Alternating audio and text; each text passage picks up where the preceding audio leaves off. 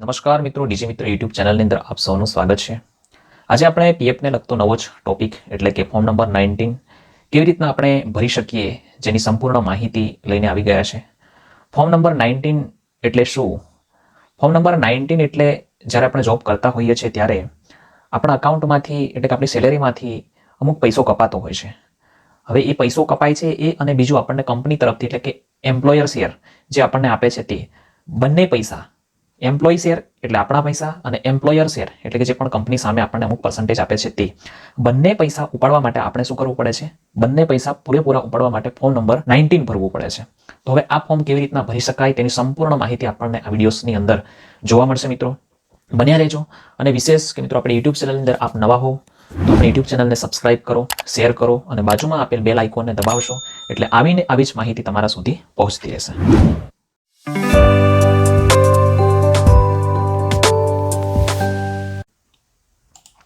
સૌપ્રથમ Google chrome ખોલીશું. પછી અહીંયા યુએન લોગિન ટાઈપ કરવાનું રહેશે મિત્રો. યુએન લોગિન પછી એન્ટર આપવાનું રહેશે મિત્રો. આવી રીતના નેક્સ્ટ પેજ ખુલે છે. હવે મિત્રો યુએન ઈપીએફઓ તેના ઉપર ક્લિક કરવાનું રહેશે.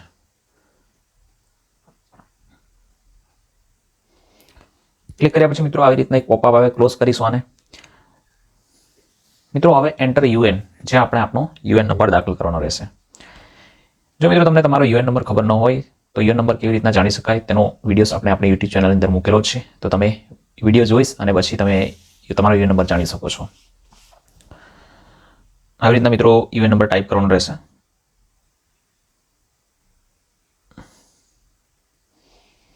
હવે મિત્રો એન્ટર પાસવર્ડ જે આપણો પાસવર્ડ જે પણ તમે બનાવેલો છે તે અહીંયા દાખલ કરવાનો રહેશે.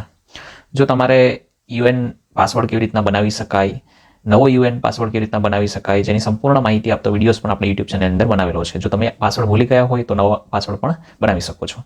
મિત્રો હવે નીચે આપણે સાઇન ઇન પર ક્લિક કરવાનું રહેશે. આવી રીતના સાઇન ઇન પર તમે ક્લિક કરશો એટલે નેક્સ્ટ પેજ ખુલશે.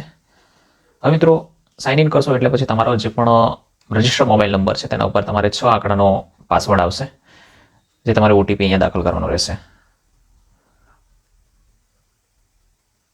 આવી રીતના ઓટીપી દાખલ કરશો. ઓટીપી દાખલ કર્યા પછી મિત્રો સબમિટ પર ક્લિક કરવાનું રહેશે. હવે મિત્રો મેનેજ પર ક્લિક કરશો. મેનેજ પર ક્લિક કરશો એટલે સૌપ્રથમ તમારે કેવાયસી ચેક કરવાની છે કે કેવાયસી આપણી કમ્પ્લીટ થઈ ગયેલ છે કે નહીં એ જાણવું પડશે મિત્રો.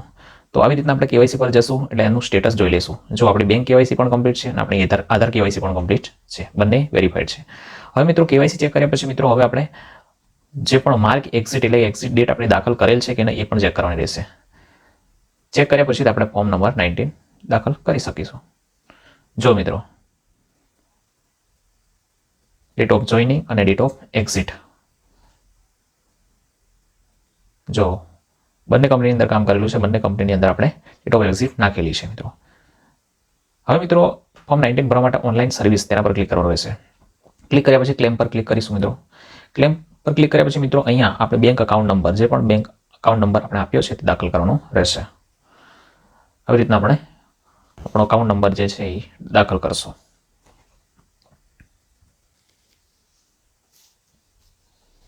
હવે મિત્રો દાખલ કર્યા પછી વેરીફાઈ પર તમારે ક્લિક કરવાનું રહેશે.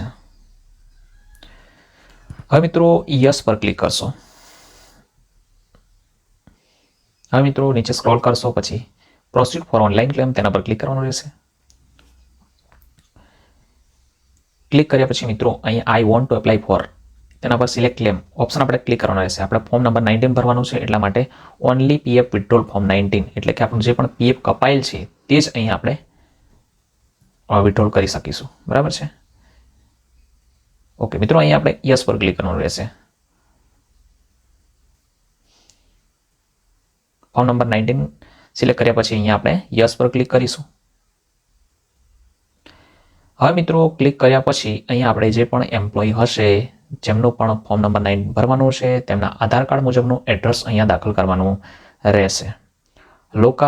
લોકાલિટી મેક્સિમમ 64 કેરેક્ટરની અંદર દાખલ કરવાનું રહેશે. એટલે જે પણ આપણું એડ્રેસ આપણા આધાર કાર્ડ મુજબ આપેલ છે તે અહીંયા દાખલ કરવાનું રહેશે. મિત્રો અહીંયા જે પણ તમે તમારું એડ્રેસ નાખો છો તે કેપિટલ લેટર્સની અંદર નાખશો તો સારું રહેશે, એટલે કેપિટલ લેટર્સમાં નાખજો. અહીંયા આપણું જે પણ સ્ટ્રીટ છે એટલે કે ફળિયું છે તે ફળિયાનું નામ દાખલ કરવાનું રહેશે. હવે મિત્રો અહીંયા આપણું સિલેક્ટ આપણું જે પણ સ્ટેટ છે તે સિલેક્ટ કરવાનું રહેશે. પછી મિત્રો સિલેક્ટ ડિસ્ટ્રિક્ટ જે પણ આપણો જિલ્લો છે તે આપણે અહીંયા દાખલ કરવાનો રહેશે. દાખલ કર્યા પછી મિત્રો આપણા આધાર કાર્ડ મુજબની અંદર જે પણ આપણું સિટી દાખલ કરેલ છે, જે પણ સિટી છે આપણું તેનું નામ અહીંયા દાખલ કરવાનું રહેશે. પછી મિત્રો આવી રીતના સિટી દાખલ કર્યા પછી મિત્રો નેક્સ્ટ આપણને 6 ડિજિટનો પિનકોડ એટલે કે જે પણ આપણો આધાર કાર્ડ છે ત્યાં આગળ 6 ડિજિટનો પિનકોડ આપ્યો હશે તે આપણે દાખલ કરવાનો રહેશે. દાખલ કર્યા પછી મિત્રો હવે નીચે આપણને આવી રીતના ચેકબોક્સ આપેલું છે ત્યાં ક્લિક કરવાનું રહેશે. ક્લિક કર્યા પછી મિત્રો સ્ક્રોલ કરશો એટલે પછી ગેટ આધાર ઓટીપી એટલે આપણા આધાર કાર્ડની અંદર જે પણ મોબાઈલ નંબર લિંક છે તેના ઉપર ઓટીપી આવશે મિત્રો, એટલે એ ઓટીપી આપણે અહીંયા દાખલ કરવાનો રહેશે. એટલે કે એન્ટર ઓટીપી. જો મિત્રો સક્સેસ એટલે કે આપણો જે પણ ઓટીપી જે છે એ આપણા મોબાઈલની અંદર ગયો છે અને હવે તે ઓટીપી આપણે અહીંયા આધાર ઓટીપીની અંદર ક્લિક કરવાનું રહેશે.